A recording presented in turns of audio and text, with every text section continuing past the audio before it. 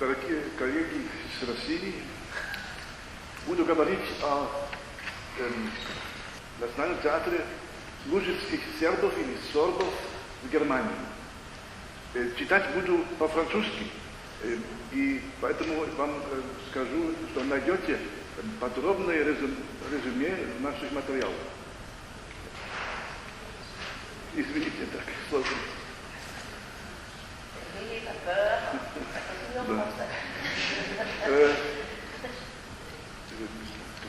Mon titre, 50 ans de théâtre germano-sorabe professionnel, c'est-à-dire à l'Alsace, en Allemagne. Ma texte a 4 parts. Premièrement, une histoire ancienne.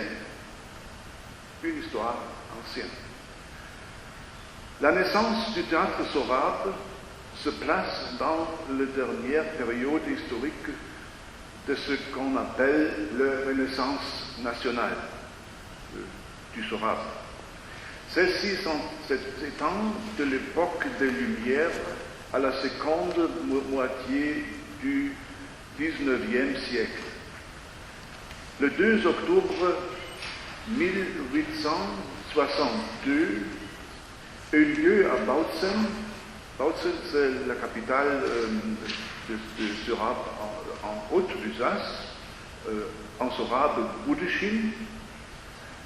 À Bautzen eut en public la première représentation en langue sorabe donnée par des amateurs. 1862. Les acteurs, en majorité des étudiants des Haute-Lusace du séminaire Wand, Serbski Seminar, ou en allemand Wendisches Seminar de Prague, étaient directement inspirés du mouvement national tchèque. C'est ainsi qu'ils avaient mis en scène une comédie du tchèque Václav Kliment Klitspera. Klitspera, une comédie qui ne comportait que des rôles masculins. Le premier texte dramatique original en sorabe fut en 1879 l'œuvre de celui qui fut par la suite le poète national Jakub Bart-Cieszyński. C'était un drame historique en 5 actes qui fut monté pour la première fois en 1897 par un ensemble amateur. Le théâtre affirma sa place dans la culture de la minorité slave dès avant la Première Guerre. On note en effet entre 1900 et 1915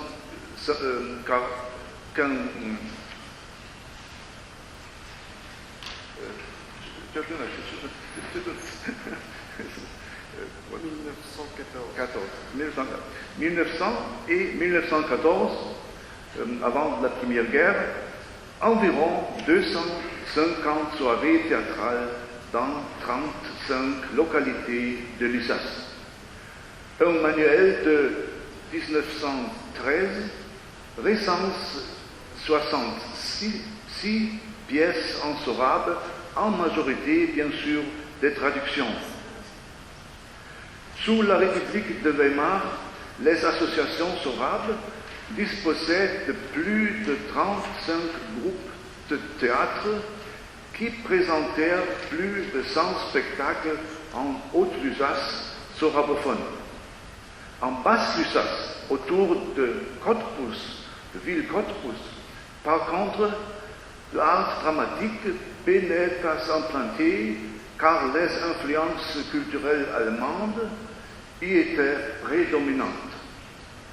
Au milieu des années 30, l'enseignant écrivain Yuri Viela protesta contre la politique Wand, politique contre les sorabes des nationaux socialistes, en ayant recours à des allégories qui, notamment dans le cadre de représentations en plein air, se révélèrent efficaces. En 1937, il existait déjà 136 textes dramatiques en sorabe, dont 50 précisément étaient des traductions, surtout de l'allemand et du tchèque. Néanmoins, jusqu'à l'interdiction de la langue et de la culture sorabe en 1937, l'art dramatique resta le parent pauvre de la littérature. En dehors de l'Alsace, à quelques rares exceptions près, il restait peu connu. Un théâtre national, sur le modèle des autres peuples slaves, comme institution ou comme canon, ne s'était pas constitué. Deuxièmement, le théâtre professionnel itinérant. Le théâtre professionnel sorabe itinérant 1948-1963. Dès la fin de la guerre, en mai 1945, la Domovina, fondée en 1912 comme fédération des sorabes de l'Alsace, fut de nouveau autorisée par l'administration militaire soviétique. Le groupe théâtral central, Centralna Divadlova Skupina, qu'elle mit sur pied en 1946, constitua sur le plan du personnel et de l'organisation la base du Serbske Ludove Divato, théâtre populaire sorabe, Serbske Ludove Divato, Sorbisches Volkstheater, un ensemble professionnel déjà. Ce dernier fut inauguré officiellement le 13 octobre 1948. Ce fut la première et c'est encore la seule scène professionnelle de l'histoire sorabe. Elle exista durant 15 ans comme théâtre itinérant, sans disposer de bâtiments d'accueil fixe. Ses tâches prioritaires consistaient à qualifier sur le plan professionnel des acteurs venus des groupes amateurs, à faire de la population sorabe de la région un public, ainsi que d'offrir un répertoire le plus simple possible. Après la création de la RDA, République démocratique allemande, la Domovina était passée, non sans du hasard, le Parti socialiste unifié avait voté en 1948 en Saxe avec des partis moins importants la première loi sorabe. Loi sorabe, Serbski Zakon, qui apportait expressément son soutien à la culture sorabe. La politique culturelle de l'époque attendait du théâtre professionnel sorabe une esthétique reflétant la société, lui permettant de former, édifier et élever son public. Il devait ainsi en quelque sorte rattraper ce que le théâtre bourgeois national allemand avait ambitionné de faire 150 ans plus tôt. Unifier les forces de la nation en diffusant sur la scène une conception de la vie définie comme idéale. À partir du début des années 50, cet idéal était lié en Allemagne de l'Est à l'édification d'un ordre socialiste sur le modèle soviétique. Sous la direction de son premier intendant, l'acteur et metteur en scène Jan Kautz, Johannes Schneider en Allemagne, le théâtre populaire sorabe se concentra sur les genres comiques, comédie, farce et facettier, souvent accompagnés de musique ou de chant. La raison profonde de cette stratégie était due à la structure sociale des Sorabes, qui comptait encore à cette époque juste à 100 000 personnes. 100 000 personnes, aujourd'hui 50 000 personnes.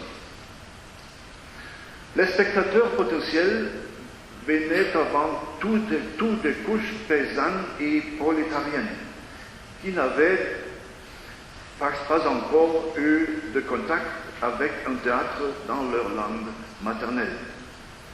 Il n'est donc pas étonnant que le répertoire de la scène itinérante de Bautzen ou de Chine n'ait pas profité des avantages de la politique culturelle. Face aux demandes répétées, y compris de la critique théâtrale, de monter des pièces sérieuses au goût du jour, le théâtre sorabe alléguait le manque de texte.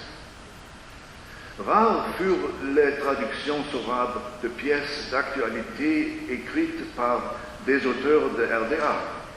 La caractéristique de cette petite scène itinérante fut de tenter peu d'expérience artistique.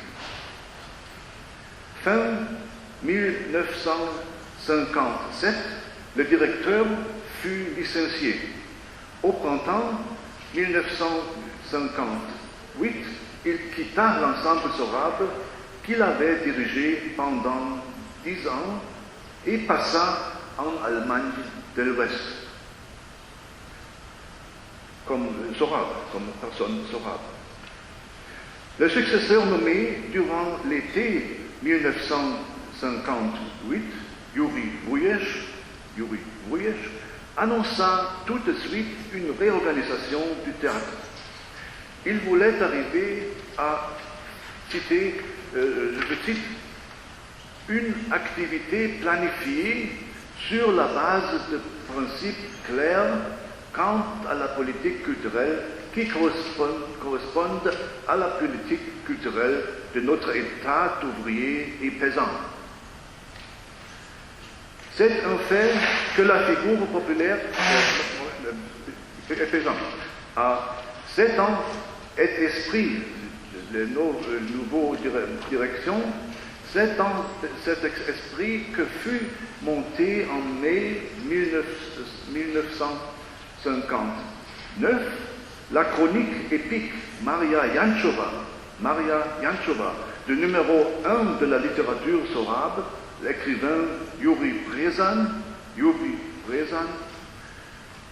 l'auteur avait adapté la pièce à partir d'une nouvelle qui avait été salue en 1951 comme l'aube du réalisme socialiste chez les Sorabes.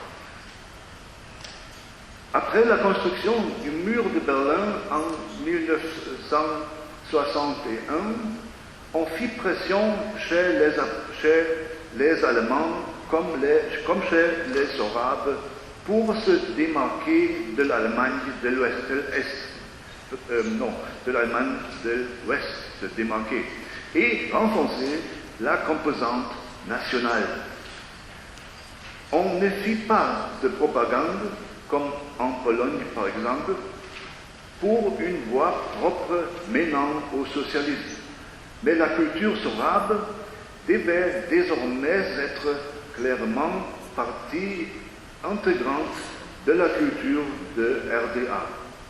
Les comédies héritées du théâtre des pays d'Europe centrale et orientale, auxquelles le théâtre sorabe ne pouvait pas plus qu'auparavant renoncer, furent de prime abord dépréciées.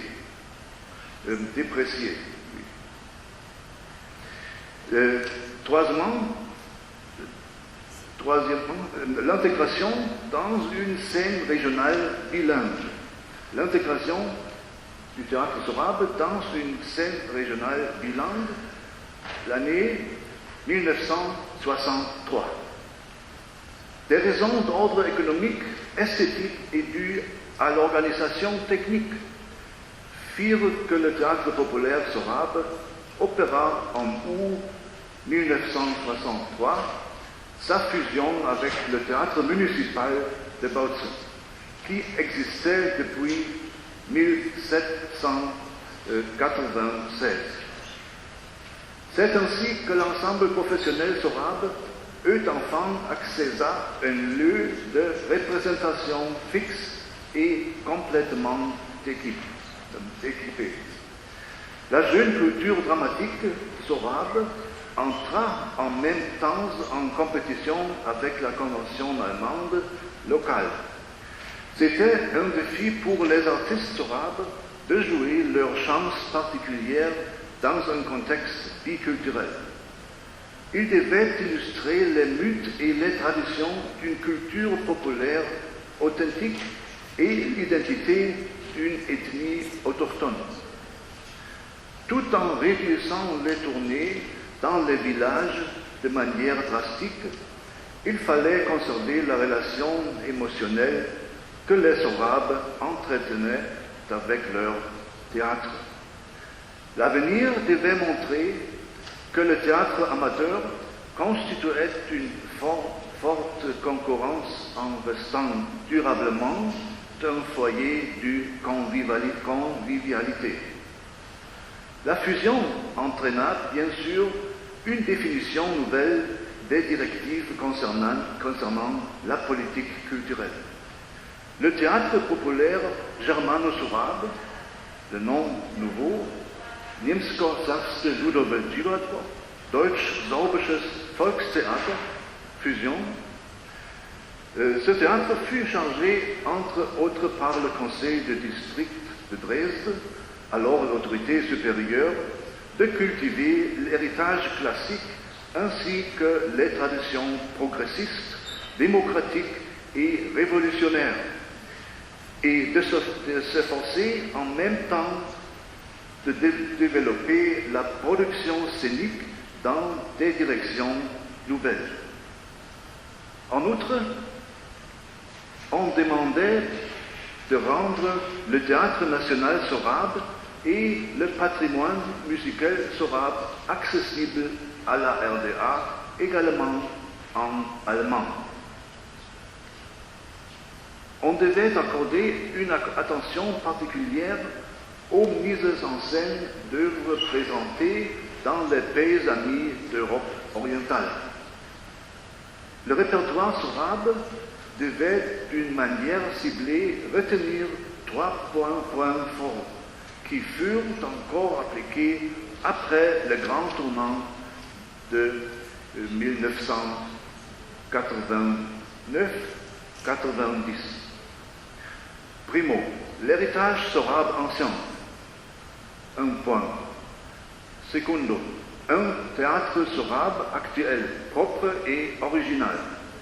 Et tertio, des traductions d'autres littératures, principalement slaves.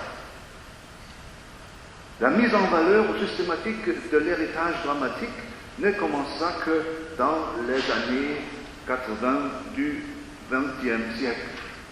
Jusque-là, les efforts en ce sens avaient été plus d'une fois soupçonnés de nationalisme. En 1981 fut de nouveau présente sur la grande scène de Bautzen ce drame historique romantique avec lequel le jeune Bart Tuschinski, alors âgé de 23 ans, avait inauguré l'histoire du théâtre sorabe, 100 ans auparavant. Narodischu, le nom, auf dem Burgwall, en allemand. Dans le même esprit, suivait 2 ans plus tard la tragédie Gero de Czech Alois Jirásek. Gero de Alois Jirásek. Le développement dramaturgique et l'adaptation à la scène de nouveaux spectacles sont toujours compliqués au théâtre. La scène professionnelle de Bautzen a été et reste pratiquement la seule à s'engager envers les sorabes. Les règles régissant la constitution d'un répertoire qui date d'avant la chute du mur impliquent le choix d'au moins une pièce contemporaine parmi les 3 mises en scène annuelles présentées à un public adulte sorabe, c'est-à-dire aux sorabes. Elles avaient pour but de renforcer le sentiment patriotique des sorabes à l'égard du système social de RDA grâce à des sujets d'actualité. Comme on manquait souvent de drames contemporains, on utilisait pour se faire des traductions de textes étrangers.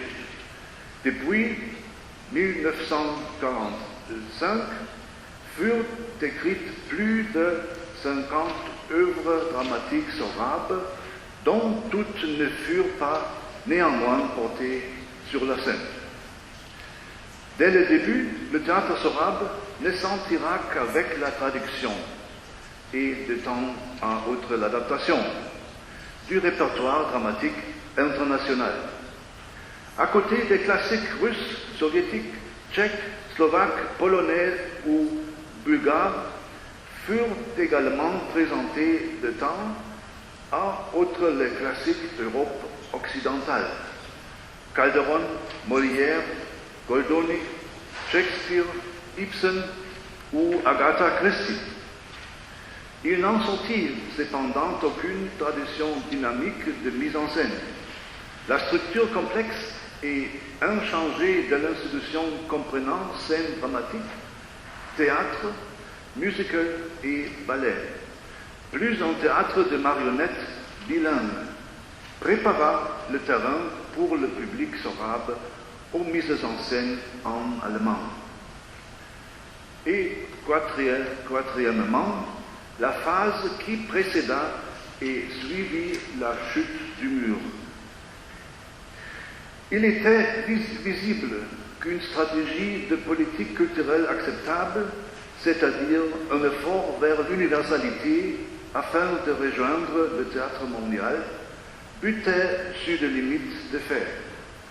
La composition d'un public comprenant annuellement 6 à 8 000 spectateurs, 6 à 8 000 spectateurs annuellement, empêchait jusqu'alors l'élargissement du répertoire sorabe en direction du grotesque ou de l'absurde, des paraboles, des allégories ou des formes analogues, tout est fait typique pour les derniers années de la RDA. Jusqu'en 1989, théâtreux et spectateurs eurent un adversaire politique commun, toute critique, ambiguïté dans un texte ou dans la mise en scène fut avidement repérée. L'intendant de la période précédant la chute du mur, même s'il fut ensuite démasqué comme l'informateur informel Roméo, risqua quelle production critique. On s'arrachait les places de ces productions, à Bautzen aussi le théâtre possédait ainsi, comme l'auteur ouest-allemand Wolfgang Ebert le constata par la suite, théâtre en tant que lieu d'accord entre scène et public, une fonction conspiratrice de soupape. En octobre 1989, durant la journée du tournant historique, le théâtre bilingue témoigna par des lectures et des résolutions sa solidarité avec d'autres scènes dans le pays qui essayèrent d'activer le changement de régime grâce à des actions ciblées.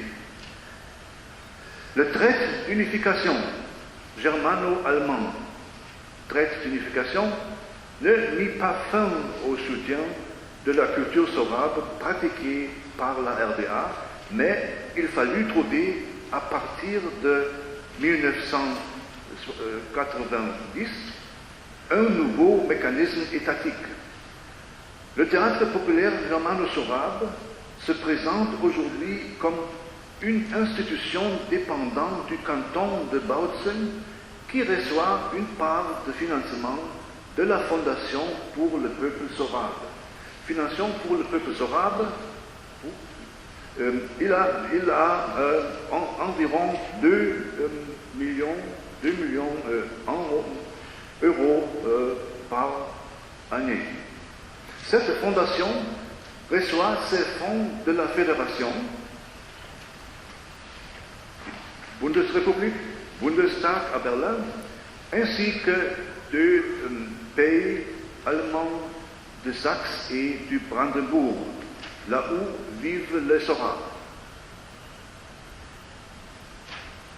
Les 3 piliers que sont l'héritage, le présent et les traductions sont conçus comme un réservoir de sujets, de pièces qui a fourni depuis la fin de la guerre plus de 300 mises en scène. Après l'effondrement du socialisme réel et la réunification de l'Allemagne, le théâtre dans le nouveau pays, le nouveau Bundesländer en allemand, a largement perdu son auréole en tant que lieu de communication critique.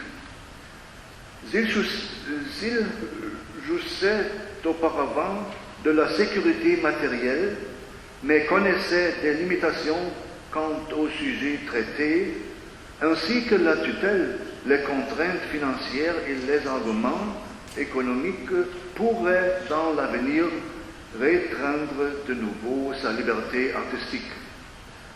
La chance du théâtre germano-sorabe vient de sa biculturalité, qui lui confère au-delà des frontières de la Lusace un profil original et inimitable.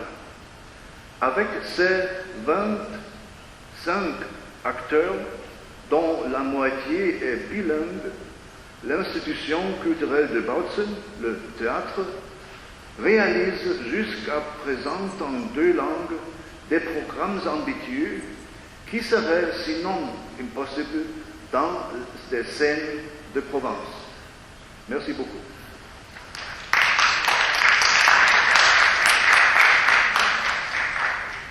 Merci beaucoup. Cet exposé très instructif. Est-ce que ceci vous inspire des interrogations, des remarques? C'est la scène.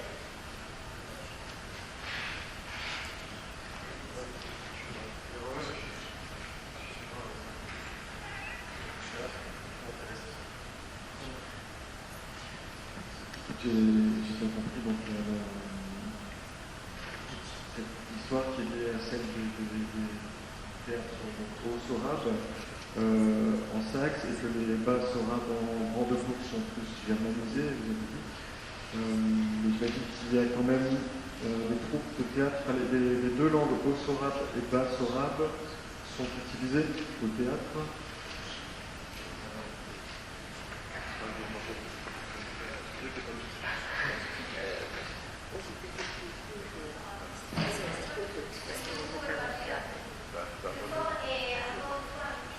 Oui, donc ma question c'est, il existe 2 standards de langue sorabe, le haut sorabe et le bas sorabe.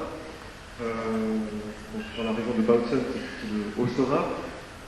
Le professeur Scholz a expliqué que les bas sorabes sont plus germanisés, mais je me demande s'il existe aussi des troupes de théâtre dans les 2 langues et quelles sont leurs relations.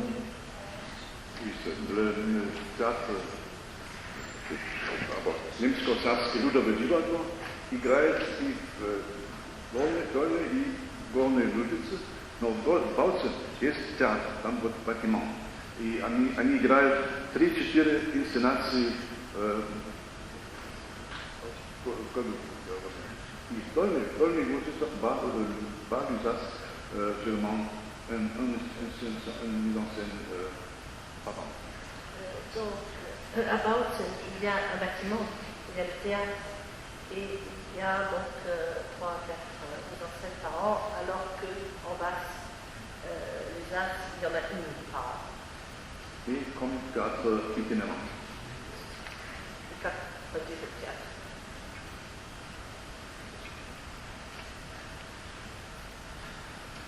Oui, Erland.